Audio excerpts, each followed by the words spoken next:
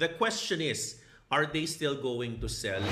Pasalamat po tayo kasi yung mga binibenta ng mga isa't kalahating asukal na mga crypto miners na ito ay sinasalupo lamang ng bagong customer. Imagine, starting January of this year, sila lang naman yung nag-absorb ng $52 billion worth of Bitcoin. So lahat ng mga pinakawalan ng mga crypto miners merong bumibili. Therefore, si Bitcoin ay nagko-consolidation within an all-time high price of 73,800 to the most recent low at $6,000 mga kamiranda. So in this particular case, pwede nating sabihin na kahit magbebenta pa itong mga iskalating asukal na minero na ito dahil sa mga institution, sila yung sumalo ng mga pinakawalan ng mga minero. The question is, are they still going to sell? This is something na tingnan po natin naman